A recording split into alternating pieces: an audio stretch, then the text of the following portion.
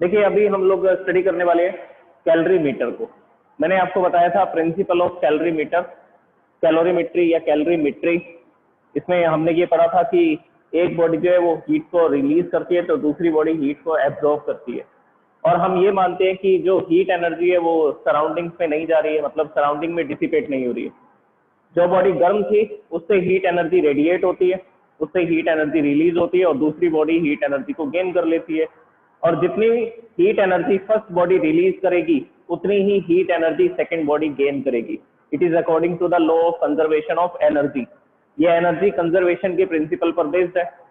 और अब हम स्टडी करने वाले हैं कैलोरीमीटर को। देखिए इसमें क्या होगा, इस एक्सपेरिमेंट पर बेस्ड कुछ न्यूमेरिकल्स आते हैं, तो मेरे को ये एक्सपेरिमेंट एक्सप्लेन करना पड़ेगा ताकि आप उन न्यूमेरिकल्स को इजीली सॉल्व कर सकें। तो देखिए कैलोरीमीटर के अंदर ये एक डिवाइस है। कैलोरीमीटर इज ए डिवाइस और इसका हम लोग यूज क्यों करते हैं? इसका हम लोग यूज करते हैं मेजरमेंट ऑफ हीट के लिए।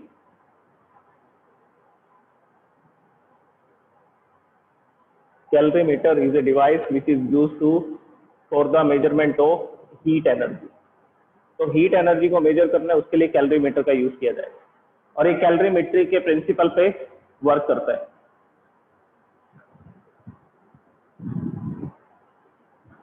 तो देखिए इस डिवाइस के अंदर क्या क्या ऑपरेटर्स यूज किए जाते हैं, क्या क्या इंस्ट्रूमेंट्स यूज किए जाते हैं इस डिवाइस के अंदर। देखिए सबसे पहले यहाँ पर एक वुडन बॉक्स लेते हैं।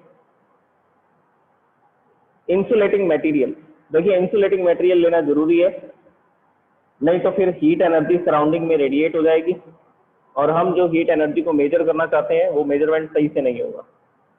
तो हमें सबसे पहले क्या करना पड़ेगा, एक ऐसा इंसुलेटिंग बॉक्स लेना पड़ेगा जो हीट एनर्जी के रेडिएशन को रिलीज को रोक देगा। कहाँ पर रिलीज नहीं हो पाएगी? सराउंडिंग में।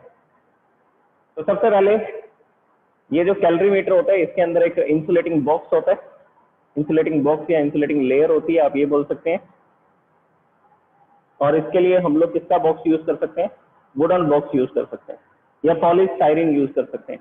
जैसे कॉफी कप होते हैं ना, कॉफी पीने के लिए डिस्पोजल कप आते हैं, पॉलीस्टाइरीन के होते हैं, तो उसको भी यूज किया जा सकता है इंसुलेटिंग मटेरियल के रूप में। ये दोनों ही हीट एनर्जी को क्या करेंगे? बाहर जाने से रोकेंगे, इंसुलेशन का वर्क करेंगे, एडियाबैटिक वॉल क्रिएट कर देंगे। तो यहाँ पर एक वुडन बॉक्स लेंगे,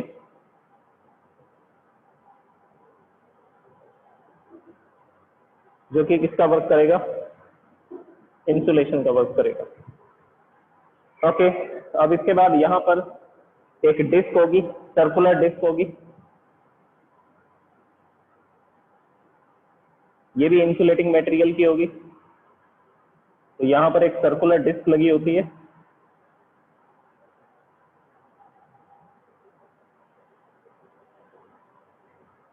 इंसुलेटिंग रिंग, ये एक रिंग लगी होती है या डिस्क लगी होती है, आप ऐसा बोल सकते हैं। और यहाँ पर इसके अंदर एक कॉपर का वेसल होता है, कॉपर वेसल।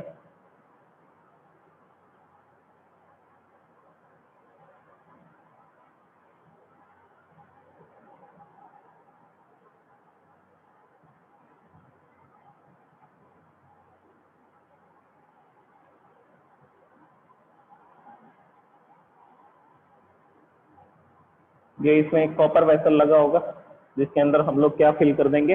जिसके अंदर हम लोग वाटर को फिल कर देंगे। सो इट इज एक कॉपर वेसल, कॉपर कंटेनर बोल सकते हैं आप इसको। और ये जो पूरा का पूरा बॉक्स है, वुडन बॉक्स है, इसके ऊपर एक इंसुलेटिंग मटेरियल की एक कैप लगी होगी या कवर बोल सकते हैं आप, ये भी वुड का होगा, ये कवर भी वुड का बना होता है। और इसके बीच में ड्रिल मशीन से होल किए होते हैं, उन होल्स के थ्रू दो चीजें पास की जाएंगी। सबसे पहले थर्मोमीटर,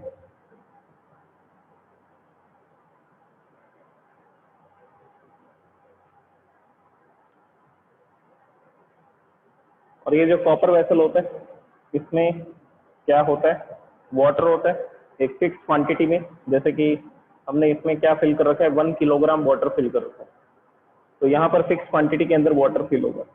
ओके, अच्छा ये वुडन जैकेट है, या आप इसको बोल सकते हैं वुडन कैप, और इसमें यहाँ पर ड्रिल मशीन से 2 होल किए होंगे और उन होल्स के अंदर 2 अलग अलग ऑपरेटर्स लगाए जाएंगे। फर्स्ट ऑपरेटर इज थर्मोमीटर, तो यहाँ पर एक मरकरी थर्मोमीटर फिक्स किया जाएगा ताकि हम लोग इसके टेम्परेचर को मेजर कर सकें, क्योंकि कैलोरीमेट्री के प्रिंसिपल में हम लोग जो फॉर्मूला यूज करेंगे उस फॉर्मूला के अंदर हमें टेम्परेचर डिफरेंस लिखना होगा कि टेम्परेचर में कितने चेंजेस आए। तो हमें टेम्परेचर चेंज पता करने के लिए क्या लगाना पड़ेगा, यहाँ थर्मोमीटर लगाना पड़ेगा। So this is having a thermometer and a stirrer. Stirrer ये भी क्या होता है, ये भी एक स्पून होता है, चम्मच होता है, जो किसका बना होगा, ये भी कॉपर का बना होगा। तो कॉपर वेसल और ये जो कॉपर का स्टीयरर है, इन दोनों के मास को मेजर कर लिया जाता है। It is a copper stirrer. Stirrer मतलब इस सॉल्यूशन को मिक्सअप करने वाला।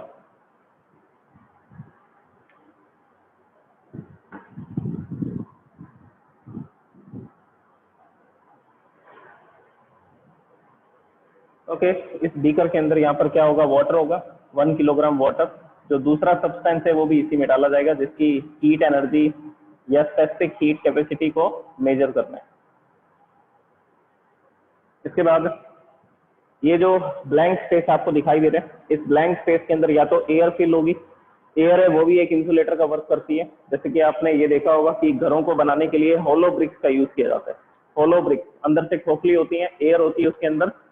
उसका ये बेनिफिट होता है कि गर्मी के दिनों में जो अंदर रूम का टेम्परेचर है वो इंक्रीज नहीं हो पाता, क्योंकि एयर इंसुलेशन का वर्क करती है, इंसुलेटर का वर्क करती है, तो बाहर की हीट एनर्जी अंदर नहीं आ पाती। और इसी तरह से सर्दियों के अंदर जब हम रूम के अंदर हीटर लगाएंगे तो अंदर की हीट एनर्जी बाहर नहीं जा पाएगी। तो होलो ब्रिक्स का यूज करते हैं क्योंकि उनमें एयर फिल्ड होती है और एयर जो है वो इंसुलेटर का वर्क करती है। तो इसी तरह से यहाँ पर ये जो ब्लैंक स्पेस दिख रहा है, यहाँ पर हम लोग एयर को फिल कर सकते हैं, या हम ऐसा कर सकते हैं कि इसके अंदर ग्लास, यहाँ पर ग्लास या वूल को फिल कर देंगे, कॉटन वूल या ग्लास वूल। ये मैंने इस जगह पर क्या फिल कर दिया,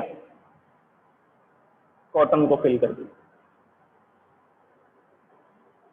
ओके, तो ये हमारा है calorimeter.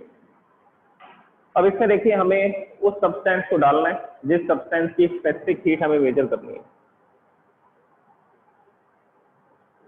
It is also use to measure specific heat of substance. किसी भी सब्सटेंस की स्पेसिफिक हीट क्या कर सकते हैं, मेजर कर सकते हैं। और जिस भी सब्सटेंस की स्पेसिफिक हीट मेजर करनी है तो पहले उसको हीट अप करेंगे, गर्म करेंगे। देखिए अभी इसके अंदर ये जो वाटर है और ये जो कॉपर वेसल है, इन दोनों का जो टेम्परेचर है वो 20 डिग्री सेल्सियस है। दोनों रूम टेम्परेचर पर है, ठीक है, दोनों का टेम्परेचर है 20 डिग्री सेल्सियस। ये जो कॉपर वेसल है और ये जो स्टीयरर है और यहाँ पर जो वाटर है, इन तीनों का टेम्परेचर 20 डिग्री सेल्सियस, ठीक है। उसके बाद हमने क्या किया, जैसे मान लीजिए मेरे पास एल्यूमिनियम का एक ब्लॉक था, ये एल्यूमिनियम का एक ब्लॉक है, ½ kg का, आधे किलोग्राम का, 0.5 किलोग्राम का। तो ½ किलोग्राम का ये जो ब्लॉक है, ये ब्लॉक किसका है, एल्यूमिनियम का। तो मैंने इस एल्यूमिनियम के ब्लॉक को हीट अप किया, मान लीजिए 100 डिग्री सेल्सियस तक गर्म कर दिया। तो 100 डिग्री सेल्सियस पर ये गर्म जो एल्यूमिनियम था, इस एल्यूमिनियम को मैंने उठा करके ये जो वुडन कैप है इसको हटाएंगे, इसको हटा करके इस कॉपर के वेसल में, मतलब कि इस वाटर के अंदर मैंने डाल दिया। तो वाटर के अंदर डालूंगा तो क्या होगा, यहाँ पर ये जो एल्यूमिनियम है ये 100 डिग्री सेल्सियस पर है, और जो वाटर है और जो कॉपर वेसल है इनका टेम्परेचर है 20 डिग्री सेल्सियस। तो हीट एनर्जी ट्रांसफर होगी एल्यूमिनियम से वाटर के अंदर और कॉपर वेसल के अंदर। तो एल्यूमिनियम अपनी हीट एनर्जी को रिलीज करेगा और यहाँ पर जो वाटर है वो इस हीट एनर्जी को गेन करेगा। और वाटर का मास हमें ऑलरेडी पता है, वाटर का मास हमें ऑलरेडी पता है। इसके साथ साथ हमें इसकी स्पेसिफिक हीट भी पता है, 4200 joule per kilogram per degree सेल्सियस। तो हमें इसकी स्पेसिफिक हीट भी पता है, हमें इसका मास भी पता है। अब हम क्या करेंगे, कैलोरीमेट्री का प्रिंसिपल लगाएंगे। प्रिंसिपल क्या होता है, heat loss is equal to heat gain. एक बॉडी ने जितनी हीट को लॉस किया और दूसरी बॉडी ने उतनी हीट को क्या किया, गेन किया। और यहाँ पर फॉर्मूला लगेगा MST, यहाँ पर भी फॉर्मूला लगेगा MST, mass of the aluminium, specific heat of aluminium, change in temperature of aluminium, फिर मास ऑफ द वाटर, और ये जो कॉपर का वेसल है इसका मास भी इसके साथ लिखना पड़ेगा। और यहाँ पर क्योंकि यहाँ पर दो चीजें हैं जो हीट को एब्जॉर्ब करनी है। सबसे पहला, वाटर इस हीट को एब्जॉर्ब करेगा, जो हीट कहाँ से मिलेगी, एल्यूमिनियम से मिलेगी। तो मैंने एल्यूमिनियम के ब्लॉक को यहाँ डाल दिया, और यहाँ पर जो हीट रिलीज होगी वो वाटर भी गेन करेगा और कॉपर वेसल भी गेन करेगा। तो यहाँ पर दो ऑब्जेक्ट हैं जो इस हीट को गेन करने वाले हैं। पहला ऑब्जेक्ट है वाटर और दूसरा ऑब्जेक्ट क्या है, दूसरा सब्सटेंस है कॉपर। तो प्लस में लिखेंगे MS डेल्टा T, क्योंकि दो सब्सटेंस हीट को गेन करने वाले हैं। पहले वाटर गेन करेगा और दूसरा कॉपर गेन करेगा हीट को। तो हम यहाँ पर क्या करेंगे, वाटर का मास लिख देंगे। मैंने बोला था 1 किलोग्राम वाटर इसमें फिल किया हमने। स्पेसिफिक हीट ऑफ वाटर 4200 और चेंज इन टेम्परेचर, पहले ये 20 डिग्री सेल्सियस पर था और कुछ समय बाद ये 30 डिग्री सेल्सियस पे आ जाता है। क्यों आ जाता है, क्योंकि एल्यूमिनियम अपनी हीट एनर्जी इसको देता है और ये उस हीट एनर्जी को लेकर के गर्म हो जाता है, हीट एब्जॉर्ब कर लेता है। तो वाटर का मास, वाटर की specific heat, change in temperature. इसी तरह से कॉपर वेसल का मास, ये जो कॉपर का कंटेनर था इसका मास है 0.5 किलोग्राम, तो इसका मास भी हमें पता है। स्पेसिफिक हीट भी पता है कॉपर की कितनी होती है, 386 होती है, 386 जूल। और चेंज इन टेम्परेचर 20 से 30 हो गया, पहले 20 डिग्री था बाद में 30 हो गया, तो इसका चेंज इन टेम्परेचर भी पता है। जो वाटर का टेम्परेचर होगा लास्ट में वही टेम्परेचर कॉपर वेसल का होगा। तो यहाँ पर दो सब्सटेंस हीट को गेन करेंगे। एल्यूमिनियम से जो हीट मिलेगी वो हीट वाटर भी एब्जॉर्ब करेगा और ये कॉपर वेसल भी एब्जॉर्ब करेगा। तो ये दो सब्सटेंस है जो हीट को गेन करेंगे। तो यहाँ पर हमें इन सबकी वैल्यूज पता होंगी। और इधर एल्यूमिनियम का मास हमें पता है कि आधे किलोग्राम के एल्यूमिनियम का ब्लॉक हमने इसमें डाला था, तो इसका मास हमें पता है। चेंज इन टेम्परेचर भी पता है, पहले इसका टेम्परेचर 100 डिग्री सेल्सियस था, जैसे ही इसमें डाला धीरे धीरे ये ठंडा हुआ और इसका टेम्परेचर 30 डिग्री सेल्सियस हो गया और ये इसकी स्टेडी स्टेट आ गई। स्टेडी स्टेट मतलब कि थर्मल इक्विलिब्रियम की स्टेट आ चुकी है। अगर थर्मल इक्विलिब्रियम की स्टेट आ चुकी है तो एल्यूमिनियम 30 डिग्री सेल्सियस पर रुक जाएगा और वाटर का टेम्परेचर भी 30 डिग्री है और कॉपर वेसल का टेम्परेचर भी 30 डिग्री सेल्सियस है। अब हीट का ट्रांसफर नहीं होगा, तो इसका चेंज इन टेम्परेचर लिख दिया हमने। देखिए अब कौन कौन सी क्वांटिटीज हमें पता है, mass of aluminium, change in temperature of aluminium, mass of water, specific heat of water, change in temperature, mass of copper, specific heat of copper and change in temperature. तो ये सारी क्वांटिटीज हमने रख दी। और यहाँ पर सिर्फ एक ही क्वांटिटी ऐसी है जो हमें नहीं पता थी, that is specific heat of aluminium. तो यहाँ से हम लोग स्पेसिफिक हीट ऑफ एल्यूमिनियम क्या कर सकते हैं, फाइंड कर सकते हैं। तो ये जो कैलोरी मीटर है ये कैसे वर्क करता है, फिर से सुनिए। पहले तो आपको इसकी स्ट्रक्चर पता होनी चाहिए। इसके स्ट्रक्चर में क्या क्या बताया मैंने, इसके स्ट्रक्चर में सबसे पहले मैंने बताया कि एक वुडन ब्लॉक होगा, एक वुडन बॉक्स होगा। इस बॉक्स के अंदर एक इंसुलेशन डिस्क होगी, एक इंसुलेशन रिंग होगी। उस रिंग के अंदर हम ये कप लगा देंगे जो किसका बना होगा, जो कॉपर का बना होगा। और इस कप के अंदर दो चीजें लगी होंगी, एक थर्मोमीटर और दूसरा कॉपर स्टेरर। स्टेरर मतलब कि इसको हिलाने वाला, मिक्स करने वाला, सॉल्यूशन को मिक्स करने वाला। इसके बाद यहाँ पर इस बीकर के अंदर क्या फिल कर देंगे, इस बीकर में वाटर फिल कर देंगे और वो वाटर मेजर करके फिल करेंगे, 1 किलोग्राम या 2 किलोग्राम वो मेजर करके इसके अंदर हम लोग क्या कर देंगे, डाल देंगे। इसके बाद में यहाँ पर जो आपको ब्लैंक स्पेस दिख रहा है इसमें कॉटन को फिल कर देंगे, ताकि यहाँ से हीट एनर्जी जो है वो कहाँ ना जा सके, वुडन बॉक्स तक ना जा सके। और ये वुडन बॉक्स भी एक इंसुलेशन का ही वर्क करेगा। तो ये जो वुड है वो भी एक इंसुलेटर का वर्क करेगी और जो कॉटन हमने यहाँ पर फिल कर रखी है वो भी एक इंसुलेशन का वर्क करेगी। तो हीट एनर्जी जो है वो सराउंडिंग में नहीं जा पाएगी इन दोनों मटेरियल्स की वजह से। और ये जो वाटर हमने इसमें फिल कर रखा है इसमें वो सब्सटेंस डालेंगे जिसकी स्पेसिफिक हीट हमें मेजर करनी है। इसमें उस सब्सटेंस को डाला जाएगा जिसकी स्पेसिफिक हीट हमें क्या करनी होती है, मेजर करनी होती है। तो वाटर का मास हमें पता है, कॉपर का मास हमें पता है और दोनों का टेम्परेचर भी पता है, 20 डिग्री सेल्सियस है, दोनों रूम टेम्परेचर पे हैं। अब हम एल्यूमिनियम की स्पेसिफिक हीट फाइंड करना चाहते हैं तो एल्यूमिनियम को गर्म करेंगे, जैसे कि इसको 100 डिग्री सेल्सियस पर या 50 डिग्री सेल्सियस पर जितने भी गर्म करना है गर्म किया और इसको ये कैप हटा करके, वुडन कैप हटा करके इसके अंदर डाल देंगे। इसके अंदर डालेंगे तो एल्यूमिनियम तो हीट को रिलीज करेगा और वाटर और ये कॉपर, ये दोनों हीट को एब्जॉर्ब करेंगे। बस इस कैलकुलेशन से हम लोग क्या कर लेंगे, एल्यूमिनियम की स्पेसिफिक हीट फाइंड कर लेंगे। तो मैं आपको इसी से रिलेटेड एक क्वेश्चन करवाने वाला हूँ। ये कैलोरीमीटर है और इसको हीट एनर्जी को मेजर करने में काम में लिया जा रहा है, मतलब कि स्पेसिफिक हीट को मेजर करने में काम में लिया जा रहा है इसको। तो अब इसका मैं आपको प्रैक्टिकल क्वेश्चन बताता हूँ कि कैसे होगा।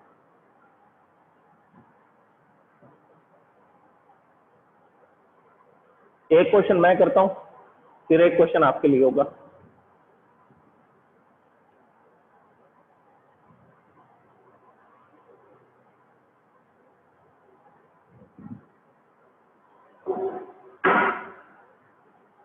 ओके,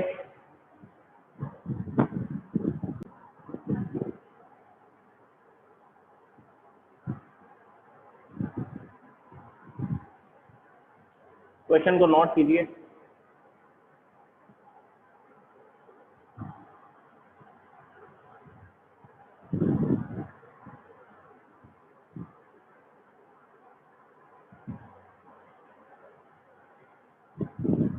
देखिए इस क्वेश्चन में क्या लिखा हुआ है, sphere of aluminium of 0.047 kilogram place for a sufficient time.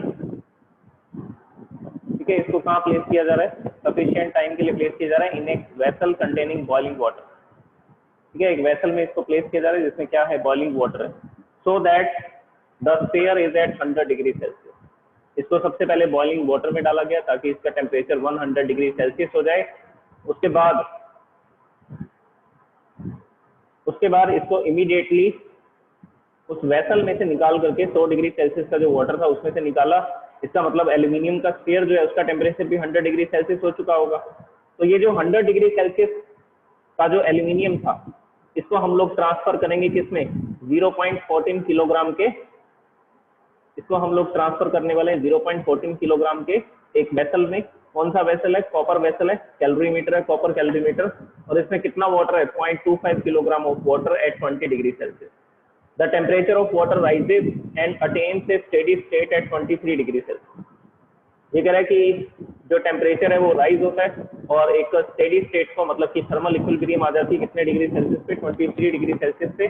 Calculate the specific heat capacity of aluminium. और ये बोलता है कि आपको कैलकुलेट करनी है एल्यूमिनियम की स्पेसिफिक हीट कैपेसिटी। देखिए इसमें ये जो स्टार्टिंग की 3-4 लाइनें लिखी हुई हैं, ये वाली, ये 3-4 लाइंस जो हैं, यहाँ पे इसमें ये बताना चाह रहा है कि एल्यूमिनियम को अगर हम 100 डिग्री सेल्सियस के वाटर में डाल रहे हैं तो इसका मतलब ये हुआ कि एल्यूमिनियम को हमें 100 डिग्री सेल्सियस पे गर्म करना था।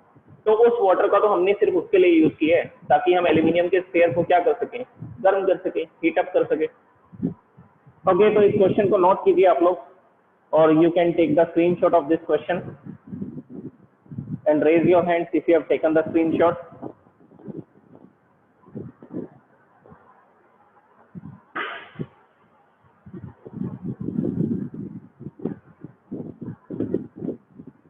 ओके, तो अब देखिए मैं आपको एक्सप्लेन करता हूँ बोर्ड पे। तो इस क्वेश्चन के अंदर देखिए क्या बताया गया। सबसे पहले एक बीकर है जिसके अंदर, जिसको हमने एक स्टैंड पे रखा हुआ है, ट्राइपॉड स्टैंड पे, और इस बीकर के अंदर हम लोग वाटर को हीटअप कर रहे हैं। वाटर को हीटअप करने के लिए हमने यहाँ पर बर्नर लगा रखा है, बर्नर लगा करके इसको गर्म कर रहे हैं। तो यहाँ पर क्या है, इस बीकर के अंदर वाटर है जो कितने डिग्री सेल्सियस पे है, जो 100 डिग्री सेल्सियस पे। थर्मोमीटर लगा करके देख लेंगे कितना टेम्परेचर है इसका, 100 डिग्री सेल्सियस पे।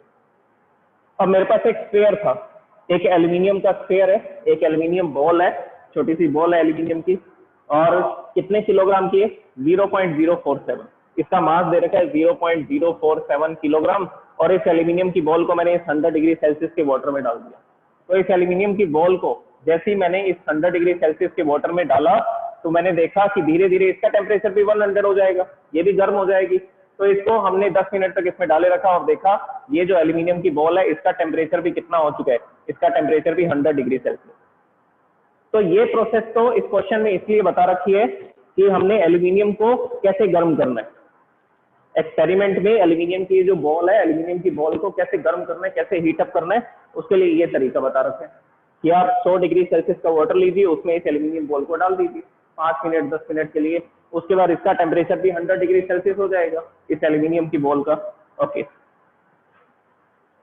अब ये जो 100 डिग्री सेल्सियस की एल्यूमिनियम की बॉल है, इसको हम ट्रांसफर करेंगे कैलोरीमीटर के अंदर, और कैलोरीमीटर के अंदर क्या होगा, एक कॉपर का वेसल होगा, इस कॉपर वेसल के अंदर, अच्छा ये जो कॉपर वेसल है इसका मास भी दे रखा है, इसका मास आपको बता रखा है 0.14 किलोग्राम, 0.14 किलोग्राम, और इसमें है वाटर। ये जो कॉपर वेसल है इसमें क्या है, इसमें वाटर है, कितना वाटर है, 0.25 किलोग्राम। इसका मास भी हमें बता रखना है कि इस कैलोरीमीटर में कितना वाटर फिल किया गया, तो 0.25 किलोग्राम इसमें वाटर फिल कर रखे। अब वो जो 100 डिग्री सेल्सियस पर जो गर्म बॉल थी एल्यूमिनियम की, तो मैंने इस एल्यूमिनियम की जो बॉल थी कितने डिग्री सेल्सियस पे, 100 डिग्री सेल्सियस पे, इसको इसके अंदर डाल दिया, लेकिन पहले वाटर का टेम्परेचर कितना था, 20 डिग्री सेल्सियस। अब क्या होगा, एल्यूमिनियम हीट एनर्जी को रिलीज करेगा, एल्यूमिनियम हीट एनर्जी को लॉस करेगा, और ये जो वाटर है और जो कॉपर वेसल है ये इस हीट एनर्जी को क्या करेंगे, ये इस हीट एनर्जी को गेन करेंगे। तो रिलीज करने वाला तो एक ही सब्सटेंस है एल्यूमिनियम, और गेन करने वाले दो सब्सटेंस है, पहला सब्सटेंस है कॉपर और दूसरा सब्सटेंस है वाटर। अब हम इसके लिए फॉर्मूलाज लगा देंगे। अच्छा, स्टेडी स्टेट आ जाती है, क्वेश्चन में एक वर्ड और लिखा हुआ है, स्टेडी स्टेट का मतलब है थर्मल इक्विलिब्रियम। स्टेडी स्टेट का क्या मतलब है, थर्मल इक्विलिब्रियम। थर्मल इक्विलिब्रियम की स्टेट कितने डिग्री सेल्सियस पे आती है, 23 डिग्री सेल्सियस पे, मतलब कि तीनों सब्सटेंस का टेम्परेचर 23 हो जाएगा। पहले इसका टेम्परेचर 20 था, इसका 20 था, एल्यूमिनियम का था 100 डिग्री सेल्सियस। अब ये हीट को लॉस करेगा और वो हीट को गेन करेंगे सब्सटेंस, और आप कुछ समय के बाद में दोनों का टेम्परेचर कितना हो जाएगा, 23 डिग्री सेल्सियस हो जाएगा। तो ये क्वेश्चन में गिवन है, और आपसे क्या पूछा गया है, स्पेसिफिक हीट ऑफ एल्यूमिनियम, ये आपको फाइंड करना है। स्पेसिफिक हीट ऑफ एल्यूमिनियम, ये हमें क्या करना है, ये हमें फाइंड करना है। तो मैं सारी वैल्यूज को पुट करूंगा, ये था क्वेश्चन। ओके, तो अब मैं पैरामीटर्स लिखने वाला हूं।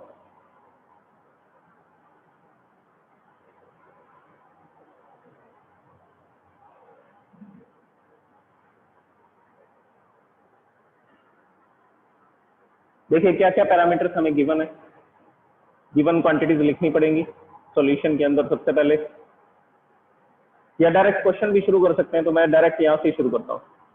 Heat loss is equal to heat gain according to the principle of calorimetry. तो यहां से कैलकुलेशन स्टार्ट करते हैं। Heat loss is equal to heat gain. Heat कौन लॉस कर रहा है, एल्यूमिनियम।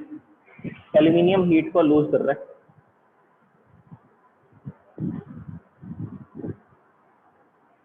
तो देखिए यहां पर फॉर्मूला लगाऊंगा हीट एनर्जी का MST, और किसका मास लिखेंगे, मास ऑफ एल्यूमिनियम। तो मैं इसको लिख देता हूं M, और इसके सबस्क्रिप्ट में लिख देता हूं AL, aluminium. Next, specific heat of aluminium and change in temperature, ये आएगा चेंज इन टेम्परेचर। तो यहाँ पर इन पैरामीटर्स को लिखने की बजाय, या इनको चलो लिख देते हैं पैरामीटर्स को।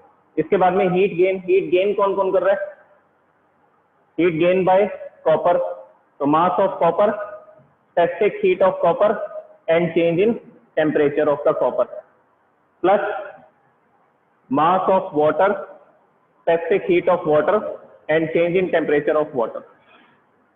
तो देखिए क्या क्या हो रहा है, यहाँ पर ये हीट को लूज कर रहे हैं, ये हीट को गेन कर रहे हैं, कॉपर और वाटर दोनों हीट को गेन कर रहे हैं। अब वैल्यूज पुट कर दीजिए। एल्यूमिनियम का मास कितना गिवन है, 0.047 multiply by specific heat of aluminium, change in temperature. Aluminium का पहले टेम्परेचर था 100 डिग्री सेल्सियस, और क्वेश्चन में एक चीज गिवन है, स्टेडी स्टेट थर्मल इक्विलिब्रियम की कंडीशन आती है 23 डिग्री सेल्सियस पे। तो पहले इसका टेम्परेचर था 100 डिग्री सेल्सियस, बाद में कितना हो गया 23 डिग्री सेल्सियस। तो चेंज इन टेम्परेचर आएगा 100 minus 23 equal to mass of copper. Copper का मास गिवन है 0.14 multiply by specific heat of copper. Specific heat of copper is 386 ये आप याद कर लीजिए, 386 joule per kilogram per degree Celsius. It is not given in the question, ये question given नहीं है। कैलोरीमेट्री के प्रिंसिपल में आपको ये याद रखना पड़ेगा, कॉपर की स्पेसिफिक हीट और वाटर की स्पेसिफिक हीट ये गिवन नहीं होती है क्वेश्चन में कभी कभी। चेंज इन टेम्परेचर, कॉपर का जो वेसल था उसका टेम्परेचर था 20 डिग्री, बाद में थर्मल इक्विलिब्रियम आया 23 पे, तो चेंज इन टेम्परेचर कितना होगा? 23 minus 20, this is the change in temperature. Plus mass of water, water का मास लिखिए कितना है? 0.25। Specific heat of water 4200, this is the specific heat of water. और एग्जैक्ट वैल्यू अगर आप लिखना चाहते हैं तो 4186 आता है। एग्जैक्ट वैल्यू लिखेंगे तो कितना आएगा? 4186। तो ये वैल्यू भी लिखी जा सकती है। Multiply by change in temperature, कितना टेम्परेचर में चेंज हो रहा है? इसका टेम्परेचर भी पहले 20 था, बाद में 23 हो गया, तो 3 डिग्री का चेंज आया। 0.25 इंटू 4186 मल्टीप्लाई बाय 23 माइनस 20। अब इसको सॉल्व करते हैं। अभी इसको तो सॉल्व नहीं करेंगे, इसको तो एज इट इज लिख देंगे हम लोग। कितना आएगा ये? Next statement 0.047 multiply by specific heat of aluminium which we have to find out, and multiply by change in temperature 100 minus 23, it will be 77 degree Celsius equal to, इसको लिखते हैं 0.14 multiply by 386 multiply by 23 minus 3, 23 minus 20, so it will be 3 plus 0.25 4186 multiply by 3। इनको solve करते हैं पहले, ये आ जाएगा 162.12। इसके बाद में इसको सॉल्व करेंगे 0.25 इंटू 4186 इंटू 3, इसको सॉल्व करेंगे ये आएगा 3135। देखिए अगर मैं अभी आपको सॉल्व करके दिखाऊंगा तो टाइम तो इसको सॉल्व करने में निकल जाएगा कि कैसे मल्टीप्लाई किया हमने। तो मैं इसको डायरेक्टली लिख रहा हूँ, ये 162.12 के अप्रोक्सीमेट आएगा और ये भी 3135 के आसपास आएगा। ओके, इसके बाद में इक्वल टू में क्या क्या रह गया? 0.047 into specific heat of aluminium into 77। अब इसको ऐड कर देंगे। ओके, इसको ऐड करोगे तो क्या आएगा? ये हो जाएगा 3297.12, so it will be 3297.12 divide by, देखिए ये 0.047 और 77 मल्टीप्लाई में इधर आएंगे तो डिवाइड में आ जाएंगे, और यहाँ पर क्या रह जाएगा? Specific heat of aluminium 0.047 into 77। इसको सॉल्व कर लेंगे, इसको सॉल्व करके देखिए क्या रिजल्ट आने वाला है? 911। तो सॉल्व करके देखिए क्या रिजल्ट आएगा? 911। So it will be 911 joule per kilogram per degree Celsius. So this is the specific heat of aluminium, this is the specific heat of aluminium. तो ये एल्यूमिनियम की स्पेसिफिक हीट है। Now take the screenshot of this solution. Question का तो screenshot आपने ले लिया था, नहीं तो आपको वो एनसीईआरटी बुक में भी मिल जाएगा, और ये इसका सॉल्यूशन। सारी वैल्यूज पुट कर देंगे, बाद में इसको सॉल्व करना है और स्पेसिफिक हीट ऑफ एल्यूमिनियम को फाइंड करना है।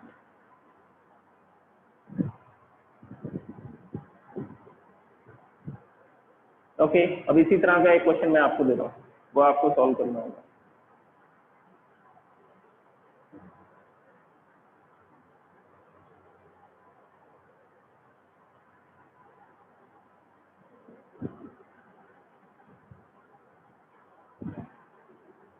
Only 2 minutes are left.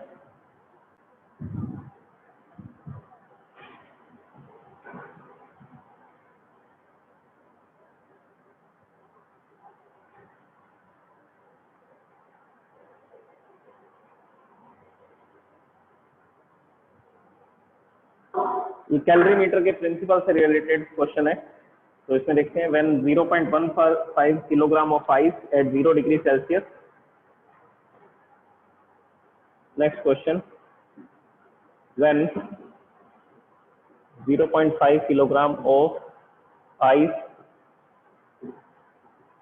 at 0 degree Celsius is mixed with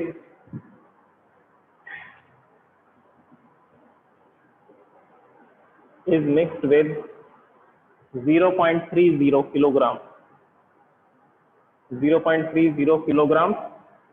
of water at 50 degree Celsius, in a container.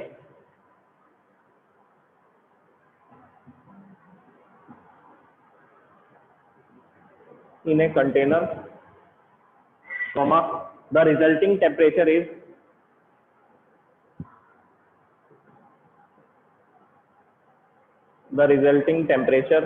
मतलब कि thermal equilibrium is 6.7 degree Celsius. Calculate the heat of fusion of ice.